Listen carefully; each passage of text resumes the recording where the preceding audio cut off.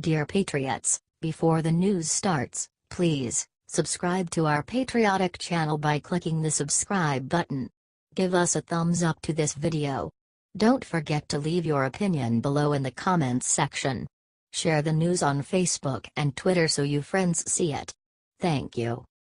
Seconds ago in South Korea, Trump turned and gave forward order that'll change the world forever. President Trump issued a huge warning to North Korea seconds ago. This is why you don't mess with the United States. He looked right into the eyes of the audience in North Korea and said 4 words that echoed throughout the building. This a very different administration than the United States has had in the past, Trump said. Do not underestimate us. And do not try us. Watch what happens next. About a minute in, our president didn't stop there. He tore North Korea apart. Every step you take down this dark path increases the peril you face, Trump said. North Korea is not the paradise your grandfather envisioned. It is a hell that no person deserves. All responsible nations must join forces to isolate the brutal regime of North Korea, to deny it any form of support, supply, or acceptance, he said. When the Korean War began in 1950, the two Koreas were approximately equal in GDP per capita. But by the 1990s, South Korea's wealth had surpassed North Korea by more than 10 times. And today the South's economy is over 40 times larger, Trump said. You're doing something right. North Korea is a country ruled by a cult. At the center of this military cult is a deranged belief in the ruler's destiny to rule as a parent protector over a conquered Korean peninsula, Trump said. The more successful South Korea becomes, the more successfully you discredit the dark fantasy at the heart of the South Korean regime. This is the most powerful.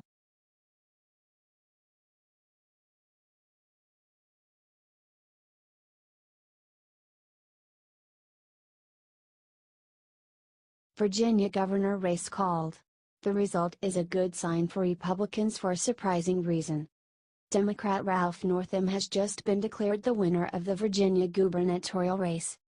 A few weeks ago, that news wouldn't be surprising, but a series of missteps by the Northam campaign paired with a strong performance by Republican Ed Gillespie turned the race into a nail-biter.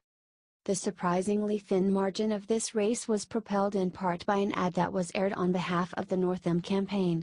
That ad, which showed a fictional Gillespie supporter running down minority children with a truck, backfired spectacularly. In the end, however, it didn't matter. While it may have eaten into the governor-elect's margin of victory, it wasn't enough to cost him the race. But don't cry for Gillespie. This wasn't supposed to be a close race to begin with. President Donald Trump lost Virginia by 3 points 1 year ago this week. Since then, the media have been pushing the narrative that Trump is hurting his party across the country. In reality, Virginia is still blue and the margins are still small. Neither party forced a statewide shift, as precinct by precinct data shows. Gillespie overperformed Trump in some counties and underperformed in others. In other words, Trump isn't killing the party like the media says. He isn't really changing much at all. This actually bodes well for Republicans next year, where the geographic makeup of the open seats favored the GOP by a considerable margin. With the current trajectory, which appears pretty flat, it looks like they're still poised to win. Comment "Good job, Gillespie" and share if you're proud of this race. He may not have won, but he performed above expectations.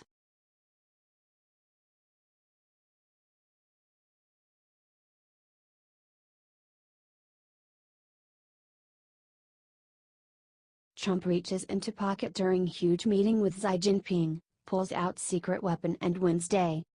Trump arrived in China for some huge meetings that will have major ramifications for the entire world. North Korea is one big issue and of course trade. Wait till you see the video below. Trump has been tough on China. Most pundits thought he was crazy. Said he was pressing them too hard. Said he didn't know what he was doing. But then a funny thing happened. China, finally, after every single American president had tried and failed, got tough on North Korea. They refused to allow their banks to do business with the North Koreas, eliminating their access to foreign currency. They have stopped or will severely limit their imports of North Korean coal. and they have gathered a huge force of soldiers on the border and have warned North Korea that future nuke tests that could destabilize the mountain test site and leak its poison into China would be met with an immediate ground invasion. North Korea is now desperate, and if we are much closer to a solution than at any time in the past 40 years. So the stakes were high when Trump met with Chinese President Xi Jinping earlier today. Trump was given a massive state welcome and then taken to a private meeting with the Chinese president. Trump has already been winning in the negotiations, and the Chinese are known for saving face. They needed a win, and Trump, ever the master negotiator, knows this. So right after the meeting started, as reported by Reuters, Trump reached into his pocket and pulled out his secret weapon. A video of Ivanka's daughter Arabella Kushner singing in Mandarin, which a happy and very impressed Xi said was excellent, before telling Trump that his granddaughter is a huge child star because the video went massively viral in China. Trump certainly knows what he is doing when it comes to negotiations. Share if you agree. Share.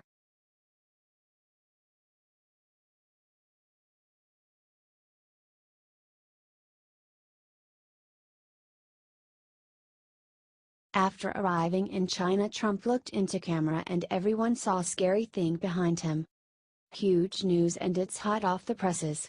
Trump is doing something scary big right now as people sleep. The creepy media will never talk about what you are about to see. I'm serious. Trump arrived in Beijing on Wednesday and received a dinner inside the Forbidden City, according to Daily News. Check out the amazing video below. This is going to go down in history. You see that scary big, red door behind Trump in the video below. Wait till you see what it means. Trump is the first president that has been given a state dinner at the Forbidden City. Trump isn't the first US president to be given a state dinner at the Forbidden City. The Chinese are going all out to impress our president because they need to work with him.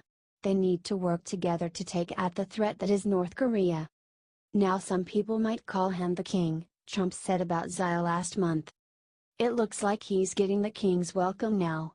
Share this if you are so proud of our president. Look at how the Chinese treat him. Way better than Obama, that's for sure.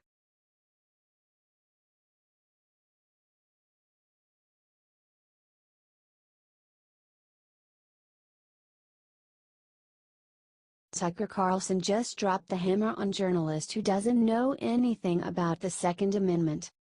Leftists of all stripes have been coming out of the woodwork to politicize the horrific church shooting in Texas on Sunday. As per usual, their calls for more gun control are grossly misinformed. True to form, however, that doesn't stop them from saying literally whatever comes into their head. Tucker Carlson at least is ready to take them to task.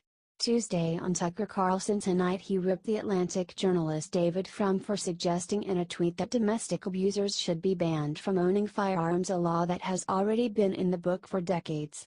Tucker said of his tweet, "Wow, that's brilliant. So brilliant that it's been federal law for 21 years. Good job, David Frum, though you're a little late to the policy-making party." Under existing statute, Devin Kelly was not allowed to buy the gun he used. Carlson went on to explain how government bureaucracy failed to prevent this tragedy. Kelly had been convicted of brutally abusing his wife and infant stepson and received a bad conduct discharge from the Air Force for doing it. Even before that, before his conviction, Kelly had escaped from a mental hospital, all of that clearly disqualifying him for purchasing firearms.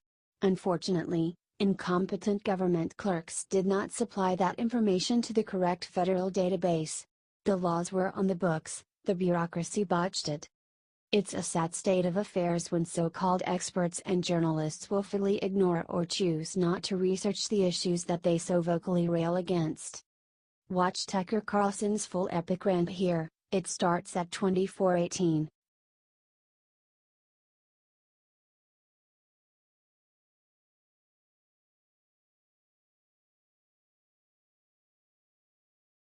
RINOs Beware. Seconds ago, Trump got up and told Ed Gillespie exactly why he lost Virginia.